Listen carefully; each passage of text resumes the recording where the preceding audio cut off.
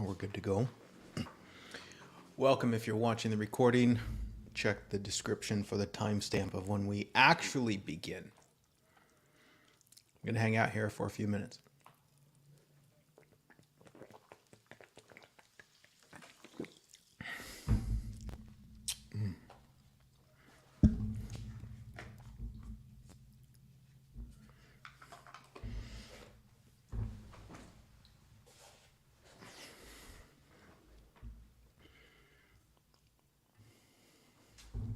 Jen, welcome from California. Blossom, welcome. I just ate.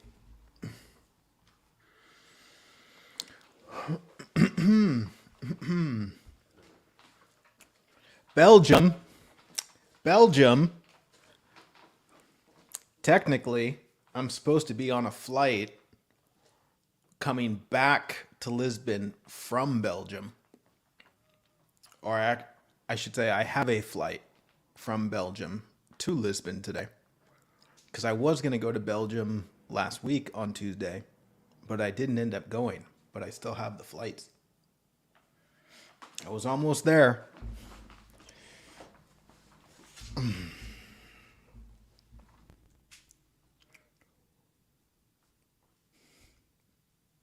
Welcome, Ireland.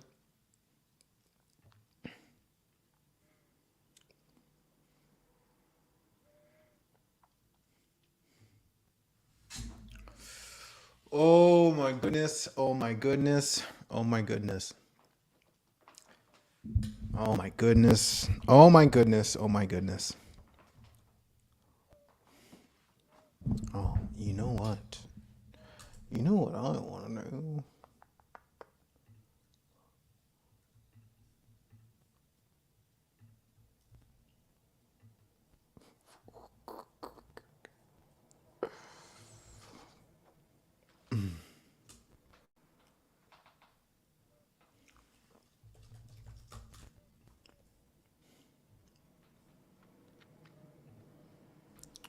Okay. Wow, we've been here for 5 minutes already. Holy smokes. Holy smokes. You know, Evie, if you know a group of people who would like to support me coming there, we can dive into stuff and explore the miracle of life. Makes it more of a possibility. Welcome, Sonny. Is that camera too close? I feel like it's in my personal space. Back up.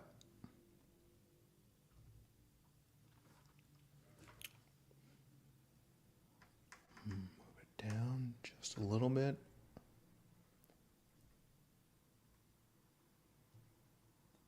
Okay.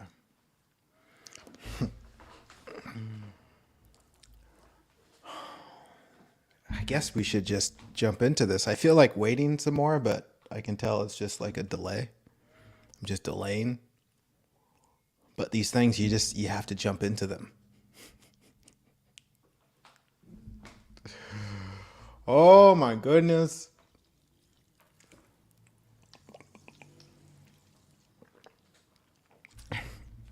I've come to terms with my addiction for sparkling water. I don't know if you've noticed, but for the past couple months, I've been drinking sparkling water every time we do these sessions, pretty much. And then I drink it all day long. And I don't think it's what I really want to be doing. But it's happening. Yeah, I was thinking about doing that. Getting a soda stream. Hasn't happened yet. I think partly because I'm feeling like I don't want to drink sparkling water anymore. But I'm conflicted. Okay. You guys ready?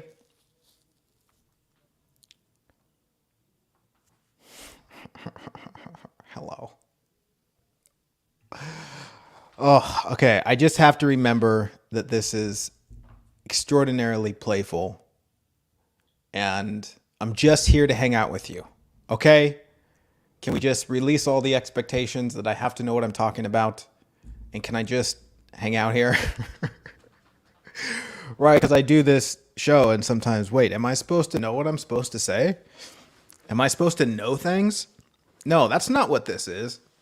This is an opportunity for us to hold space and enjoy the space.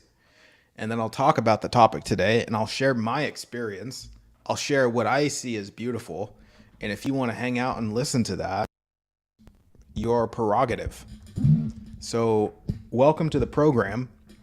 This is Holding Space for Love to Be Seen, episode 54. Isn't that amazing? And some of you all here have been since episode 1, but this is 54 episodes. Granted, that's not very much compared to 1,000, but it's a lot compared to the first episode.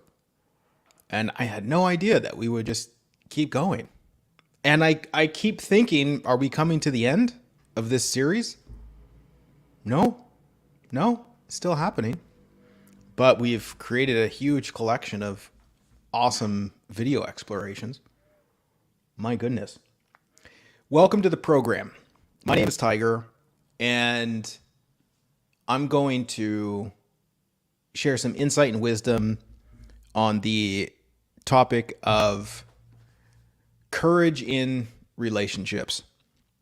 And if you saw what I wrote yesterday, which was meaningful relationships, this is somewhat a follow-up to that writing. And if you don't get these writings, get in touch with me and we'll make that possible for you. So here's the thing. In the writing yesterday, I came up with this analogy about relationships that I thought was brilliant. So I'm going to go into this analogy of our relationship with fire and kind of spin off of that into how we can connect with more courage in our relationship, which is going to be required if we are going to experience new depths of intimacy, new depths of connection, and new depths of joy as we explore the landscape of relationship. So, first and foremost, what I find fascinating about the concept of relationship is that I'm constantly in a state of relating. I'm in relationship of sorts with everything that seems to be happening in my experience. As I sit in this chair, I'm relating with the chair. As I sit in this space in my house, I'm relating to this space. As the mind is thinking thoughts, I'm relating with the thoughts. Do you see this? There's always relationship happening. And I ask myself, well, what's the point of relating? What is this relationship thing? And what's very obvious for me is that relationship allows for me to experience what I am. It's only because of relationship I can experience what I am. And another way of saying that is relationships help me see what I am. And this presents the opportunity to understand what I am, to play in what I am, to learn and grow in what I am. And it's only through relating. And so there's this deep appreciation for the experience of relationship. It's like, wow, if it wasn't for that, then I couldn't have this experience. Okay, and so the example, I talked about how I grew up camping as a kid multiple times throughout the year. It was my favorite time to go out into the wilderness and to explore and camp. And specifically, around the age of 5 or 7 or whatever it was, I had this fascination with the fire, a campfire, as little kids do. We sit there and we stare at it and we're like, this is amazing. and there's a relationship going on there with fire. Now, in the exploration of that relationship with fire, I test the boundaries of that relationship. And in my testing of that boundary, I remember a moment when I got too close to the fire. And in getting too close to the fire, I got burned. And so naturally, when you get burned, it hurts. In this experience of pain, it taught me something about my relationship with fire. It taught me more about the boundaries. It taught me more about the limitation of myself in relationship to fire. And through that pain, it taught me how to improve the quality of my relationship with the fire. Right? Because if you put your hand in the fire and it hurts, it's essentially saying, don't do that. That's not the way to dance with fire.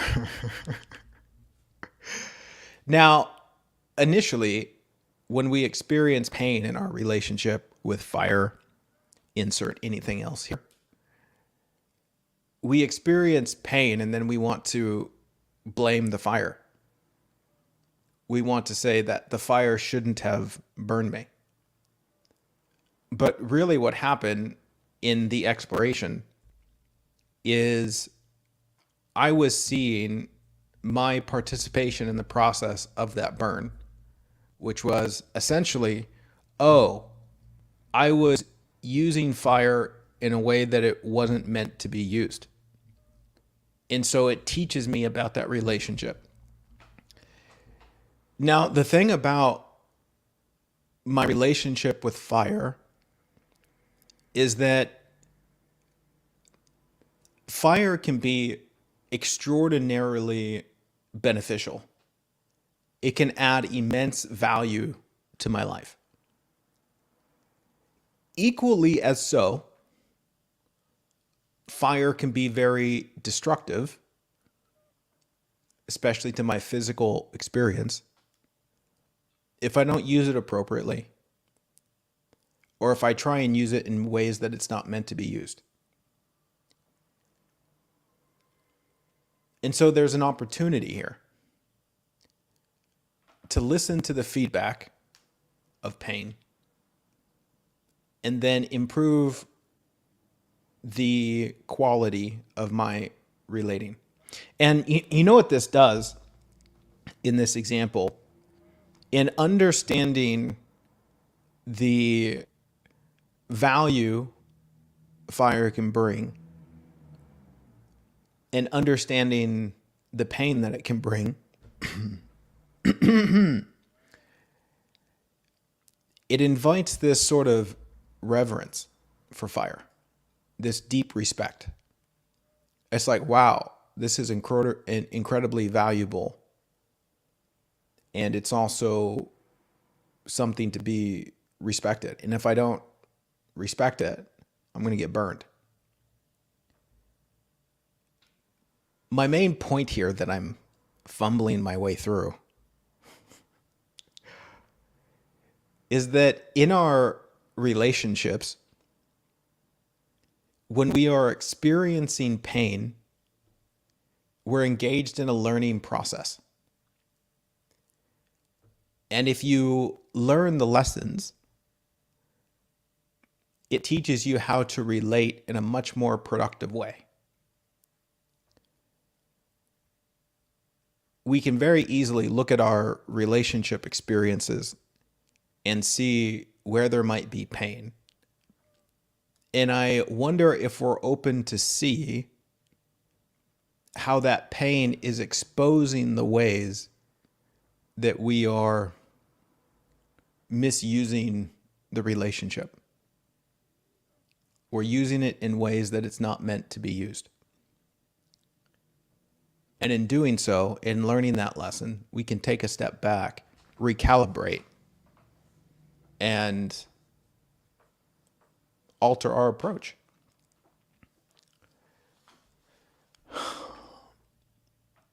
Now, let's jump to the experience of intimate relationships.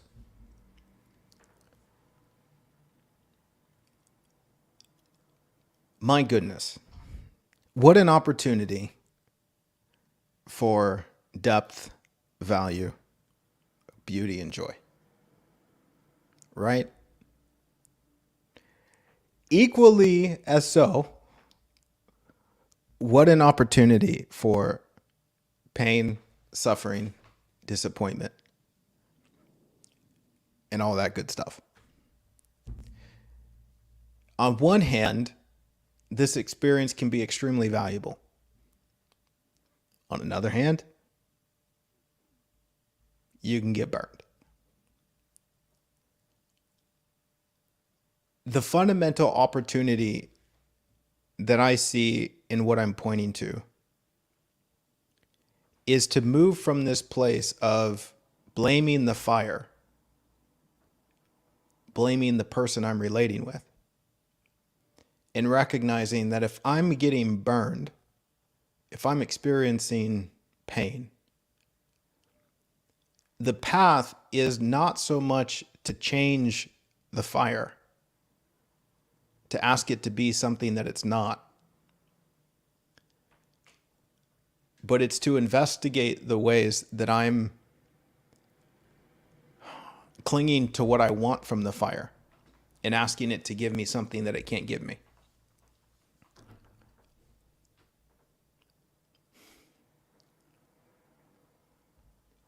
And of course, just like the example of the fire in my relationship, I'm learning about the fundamental reality of life.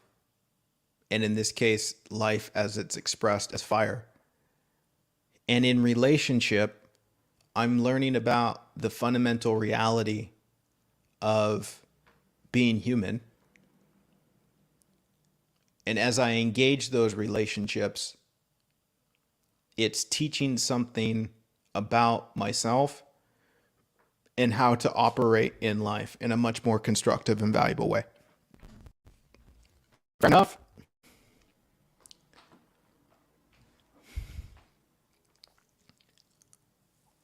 Okay. In this moment, I'm a little bit lost in where to take this. There's a lot that I could talk about, but I've playfully got another 30 minutes or so.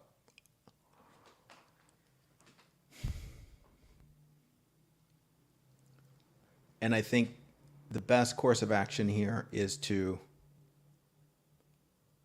draw upon some illustrations.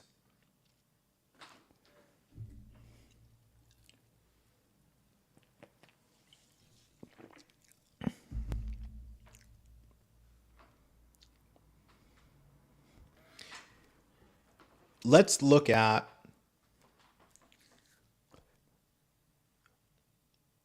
what it is that's so painful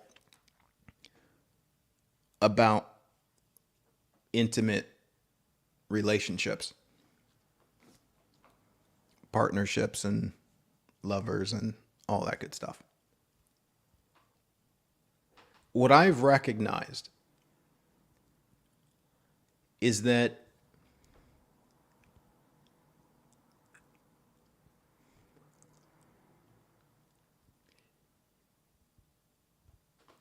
there's a fundamental confusion in being human that's trying to complete itself in the world.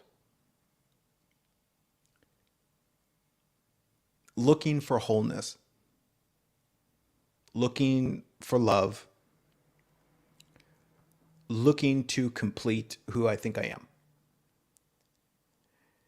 Now, in the same way that we do this with objects and circumstances, we do this with other human beings, where we want them to be a certain way so that we can reach a particular outcome. And we have concluded that if we reach this outcome, then we will be whole and complete. Right? It's the fantasies we create about if only. If only the circumstance was like XYZ. If only the fire did what I wanted it to do. If only this person was here in 10 years, then I could reach that prize.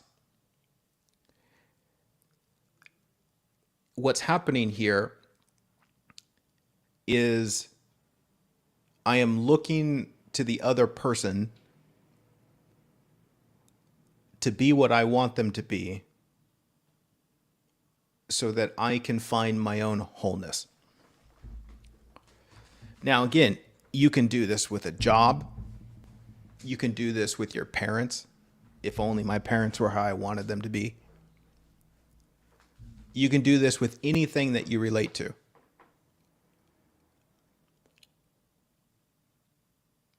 And let's just start by asking, how's that going?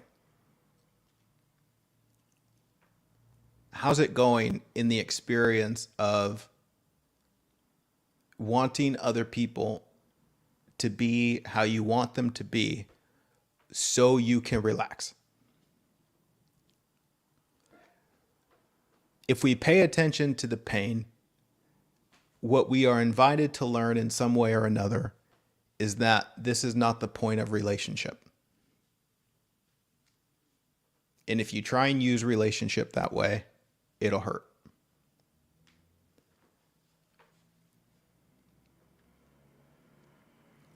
If that's the case, what seems to be the real value in relationship?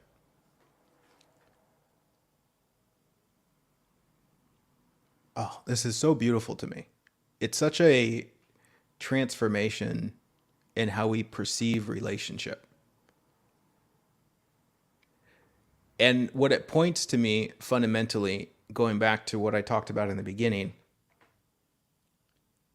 that which I am relating with helps me see myself more clearly. It helps me understand what I am. And this points more directly to the real opportunity of relationship.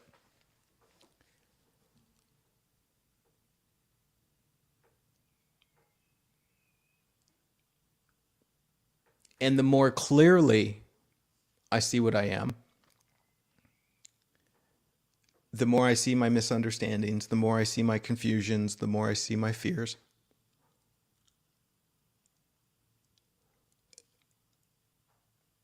It presents the opportunity to share what I am in relationship. You know what this is also like?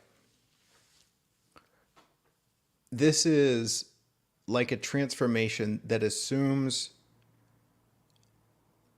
I'm in relationship to get something from the other person, to a transformation where I realize I'm here to share something with another person. A transformation from I'm here to get to I'm here to give. Can you see for a moment how this might dramatically transform your relationship experience? And if you look at your pain in relationship experience, do you see how it comes from trying to get something? And in your attempt to get something, you're asking the other person to not be themselves?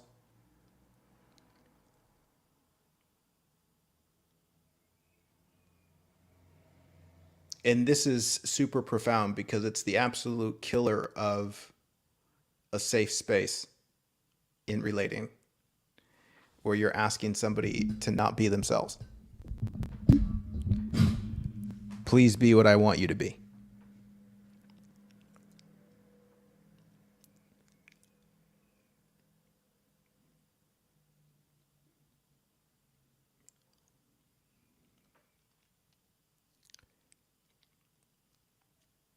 what I discover in the journey of pain and clarifying my own misunderstandings in relationships,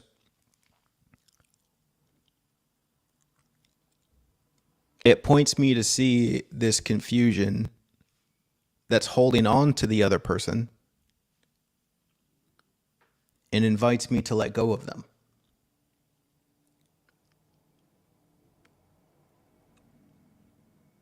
This is where the courage comes in. And it's this courage to let go of them, which is going to be the foundation for a new doorway into a deeper depth, intimacy, and joyful experience.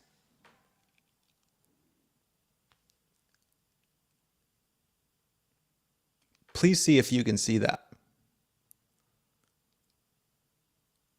Notice that if you have this mentality that's clinging to another person, that wants them to be a certain way, do you see how you can't relax in the relationship? Because you're afraid they might not be that way. And so your whole present moment experience is one where you're desperately trying to achieve a certain outcome, right? You're essentially saying, if only we could get there, then I can relax and enjoy myself. But if I also see that you're not really my property, that I don't really need you,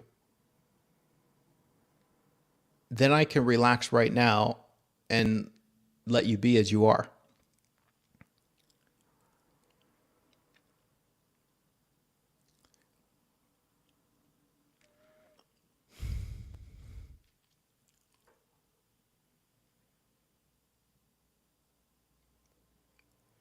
And if we examine the adorable tantrums that we throw in relationship,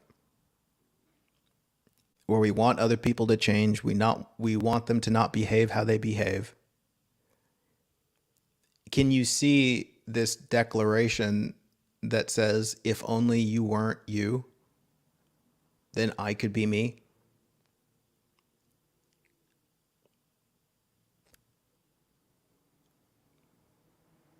Which gives the other person a power over you that they don't really have. It only seems like they have that power over you because you give up your power. And then we spend a lot of our time just kind of whining and complaining, waiting for somebody else to change who might never change. And you know what this also does? When we're stuck in that loop of wanting somebody else to change, we don't see their real beauty, even in their struggle, even in their trauma responses, even in their potentially insane behavior. We're so in this state of waiting for things to be different, we don't see what's really there, which is also to say we don't have an ounce of compassion, which is also to say we're not letting love flow, which is also to say you're not experiencing any love. See, you're waiting for them to change so that you can experience love. Notice this. It's essentially saying all of you if. And in the state of I love you if, it says I don't love you right now. And if you don't allow love to flow right now, you're the one who doesn't get to experience the love. I talk about this so much. It really is profound how when we're withholding love from somebody else, we think we're withholding it from them, but yet you're the one who's feeling the withholding of love. We think that the love we extend or withhold is a love that's about the other person. It's not. Love is allowed to flow when you see things clearly. In the same way that if the fire burns me, I don't blame the fire.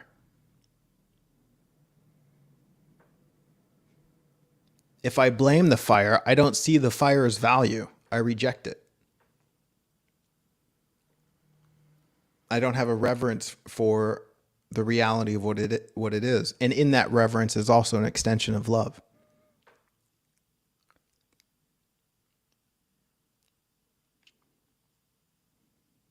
And it's not to say also that I blame myself. It's not an issue of who's to blame. It's a clarity about what's really happening, which is also like seeing there's no one to blame. It was a misunderstanding. I assumed that it would be okay to touch the fire. It is not. It doesn't mean anything about me. I was just learning. That's part of learning. That's what pain is there for, to help me learn.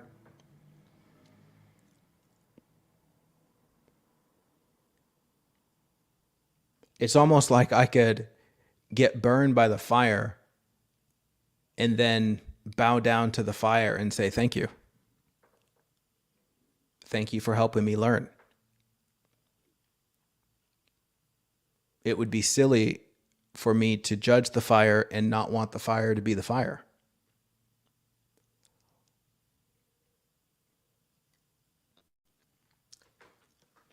And this is so on point with relationships.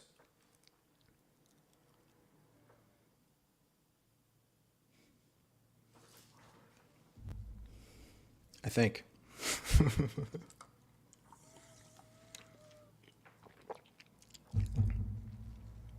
You know what this reminds me? This reminds me in all of my experiences of holding space for other people in relationships. And this really speaks to courage.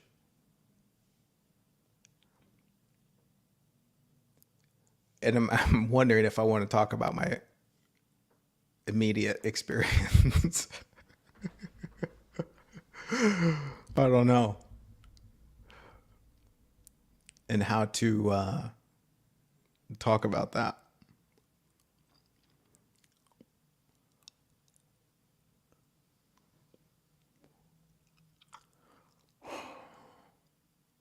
Let me put it this way. I'm currently in process exploring a relationship with someone. And they've been gone for a little while. Like they took a trip somewhere and they were supposed to be coming back today. And something came up and it's just not a good time for them to come back because she's got something going on where she's at and she needs to deal with it. Now, in my experience, I really wanted her to come back. And at the same time, there's an understanding of her sovereignty and that she's free, and that what I really want for her is what she wants for her. And the foundation of the relationship that I intend to create is one of a safe container where she knows it's okay to honor her own heart and just be honest about where she is and what she's feeling and what feels sincere.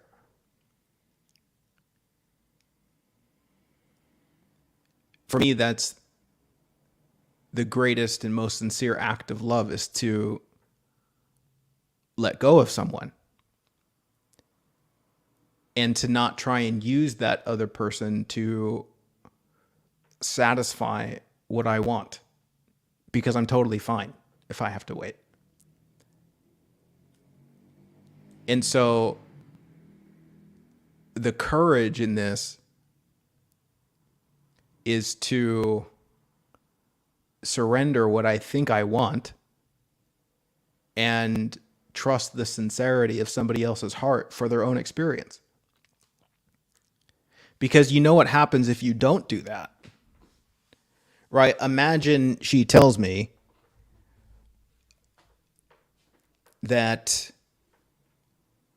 she's thinking about not coming back right now, and I go off on some sort of argument about why she should, what the expectation is, what she already said she was going to do, blah, blah, blah, blah, blah, and don't allow her to just rest in her sincerity. Like, it's perfectly okay for you to be you.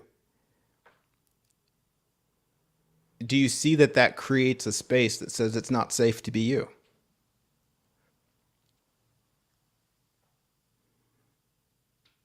Is that what love is? Or is that me treating her like an object?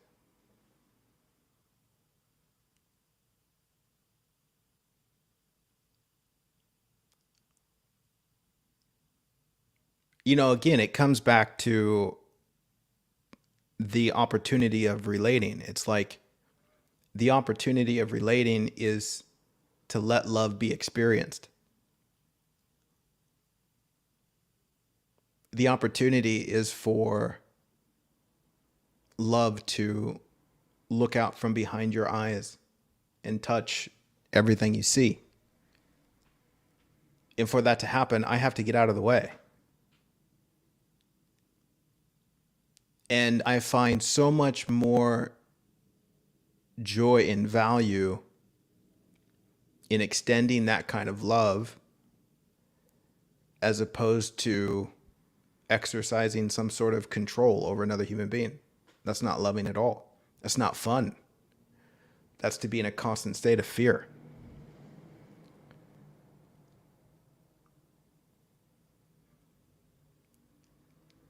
And so you see this space that I'm talking about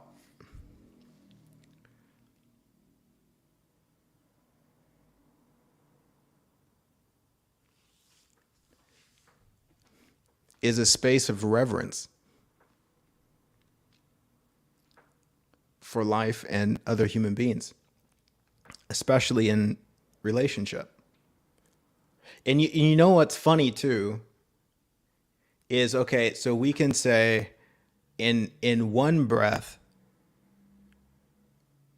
I want to be with this woman for a really long time. And another breath shows me that the greatest chance of that happening is only possible if I let go of her.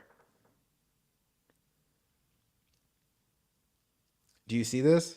Like, okay, not only do I want her to be around in my experience for a really long time, I want it to be an enjoyable experience.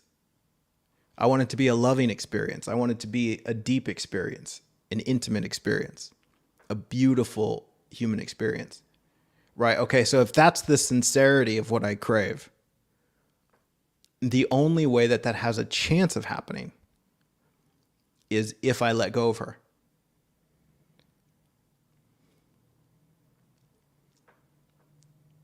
Because the moment I cling and want her to be something she's not going to feel safe.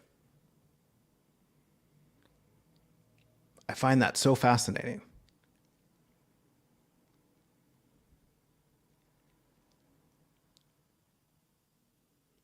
And it, in the beginning, yes, it takes a bit of courage to trust that. Maybe you can see like how deeply true that is. That in order for that to have a chance, you have to let go. Now, it's not I let go so that I get what I want, because that's not letting go. You have to really let go.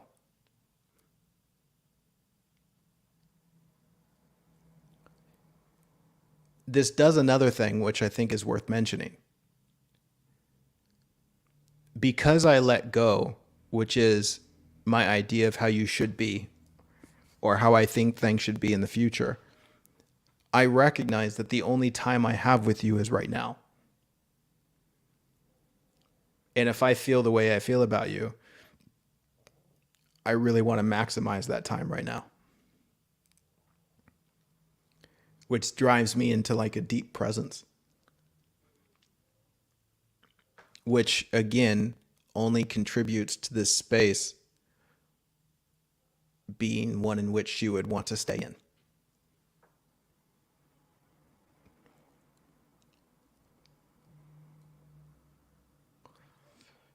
Is that fascinating to you? I think it's mind blowing because I can't see any way around it. I have to let go. Which is also like saying,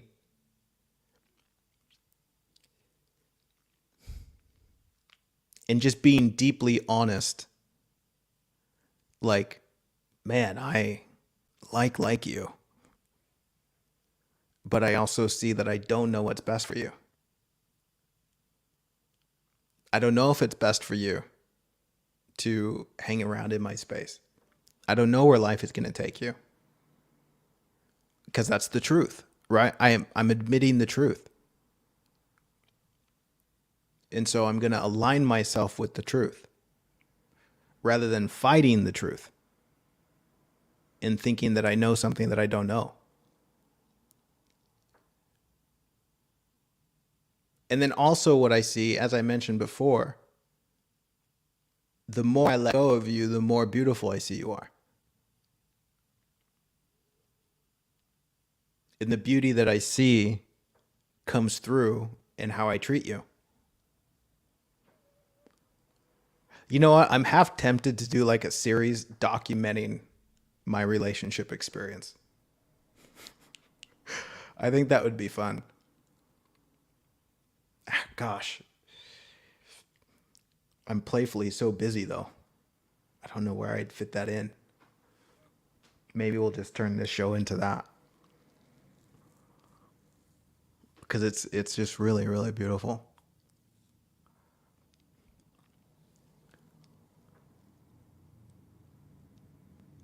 So do you see the courage that I'm pointing to? And my goodness, I feel like I'm so all over the place talking about this, but that's the spontaneity of this program.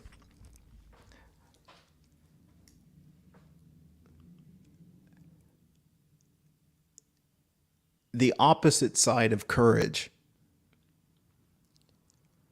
is desperately holding on.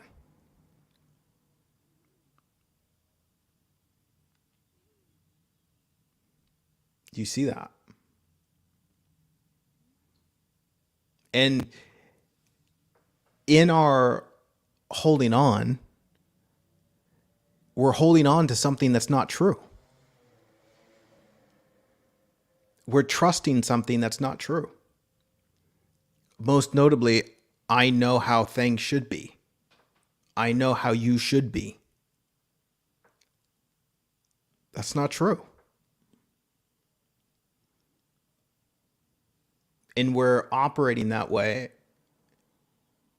because we fundamentally fear what we might call an empty space. This could also be communicated as fear of being alone. And the way that we combat that fear is by holding on to something that's not ours to hold on to, which will not even contribute as a remedy to the fear. You see, in our holding on, we're hiding from the fear. That's big news. We're not coming to terms with the fear. Like, for example, in relationship, when conflict arises, like take for example, this illustration of the situation I'm in with her being away. If there's conflict in that, like if I have conflict about that, I could say that I'm suffering because of you doing XYZ. That's not really why I'm suffering though. I'm suffering because I'm scared. I'm suffering because the truth might be the truth that I can't hold on to. Right? And in my conflict, I'm trying to hold on to you.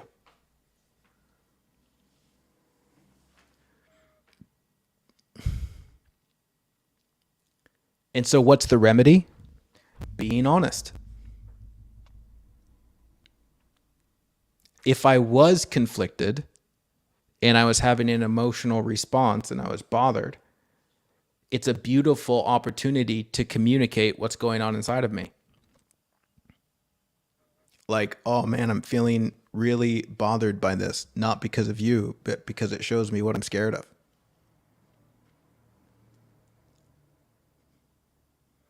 And so in my terror, if it comes across as if I'm trying to control you, I'm sorry. I'm just scared. And that's not really what I want. And again, that's what takes relationships to a new level of depth, by the way, is being that kind of vulnerable rather than hiding behind the conflict and blaming somebody else. There's something super sexy about just being raw and honest about what's going on inside of you as you remove your claws from the other person.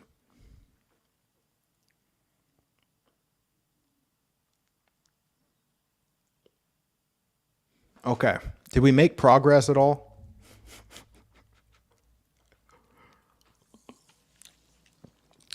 I didn't really end up talking about the things that I thought I might talk about, but that's okay. Maybe you found some value in there.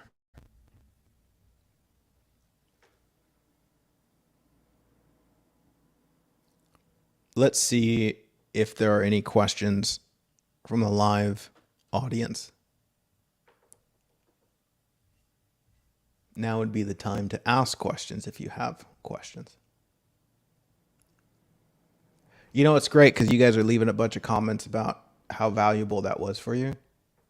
And it's like, from my perspective, it's like, I don't know. I was just sitting here kind of running my mouth, being as honest as I could. And magically, you guys thought it was awesome.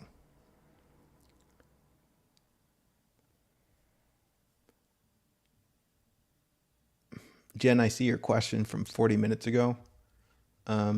You'll have to get in touch with me about that, and I'll let you know.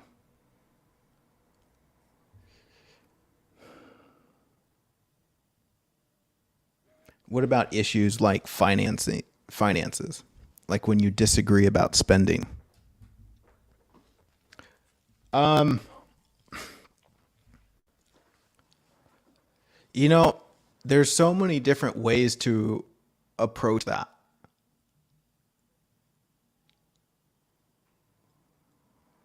But I think that what it comes down to in a relationship dynamic, and especially if it's like a couple and we've made a decision to be together, the issues of finances might be a conversation to set some ground rules. And if there isn't commonality in those ground rules, then for me, the appropriate course of action is separate bank accounts.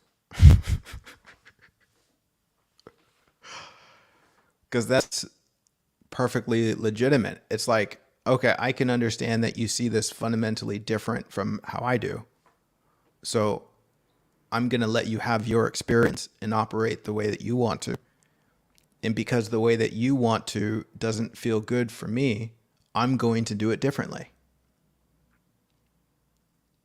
But I can respect the way that you want to go about it. Now, if I have argument and say, well, your money should be my money, that's me hanging on to the other person, right? That's me asking somebody else to be what I want them to be.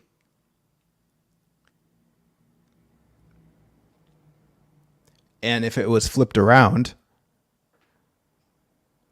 and somebody says, well, isn't your money my money? I might say, well, in a way, yes, but my money operates this way. So if you would like my money to be your money, then it would need to operate this way, because this is what my money does.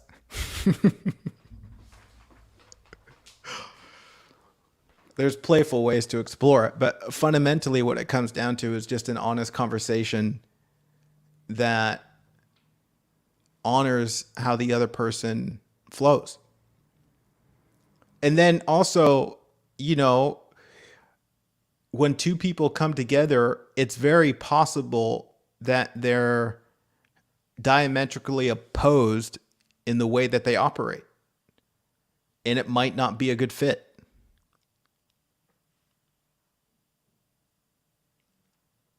And we can still appreciate each other. It's like, oh, well, maybe this is better served as friends.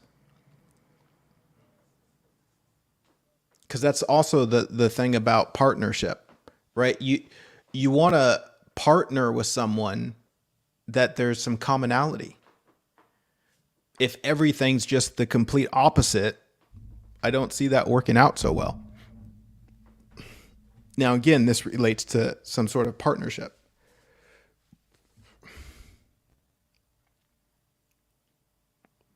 So yeah, as it relates to all disagreements, it comes down to just having an honest conversation and letting the other person be the other person while also letting you be you.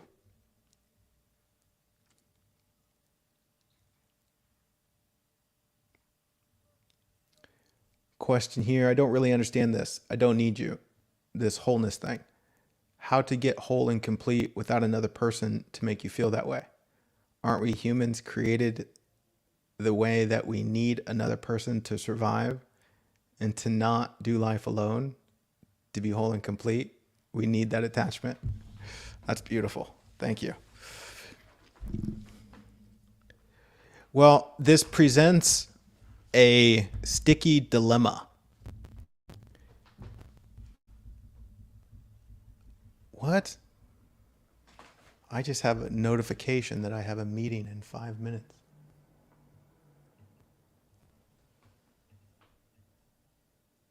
I don't know how that happened. 12:55. Yeah, that's an important meeting. I've got to do that. Okay. We're going to skip the guided meditation today. Okay, so sticky situation. Let me clarify it by this. Say we do fundamentally need other people. Okay, here's the question.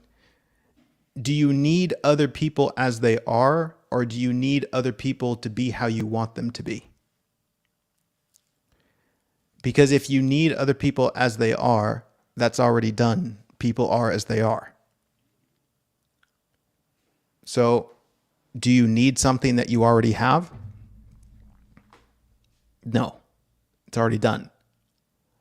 Now, if you need other people to be how you want them to be, how's that going?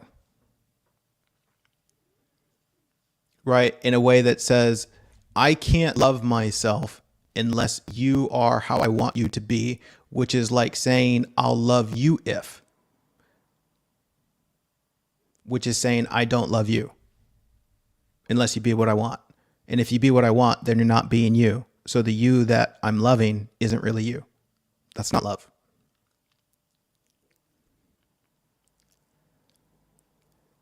So in one regard, do we need each other? Yes, absolutely.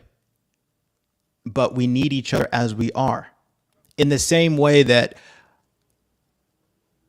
I need fire to be fire. I don't need fire to be ice. I don't need fire to be what I want it to be. I need it to be what it is. In the same way, like my relationship with life. Do I need life? Yes. Do I need life as it is, or do I need life to be what I want it to be? Those are two fundamentally different things. Yes, I need life, but I need life as it is, and life is as it is, and I already have it. Same thing with oxygen. Do I need oxygen? Well, in a way, yes, but you already have it. What about tomorrow? Let's find out. Don't even know if I'm going to be alive tomorrow. If I'm not alive tomorrow, I don't need it. My point being, in a very deep way, whatever you think you need, you already have it. You just don't see that you have it because you're looking for it in a form that it not really is, which is also like saying you're looking for your idea of it rather than the real thing. And we can do this with ourselves. Don't I need myself? Yes, but as you are, not how you think you should be. How you think you should be isn't what you really are. If you saw what you are, you'd see that you're already whole and complete. And that gets into a whole nother conversation. The balance, okay, is the balance hard? Yes and no.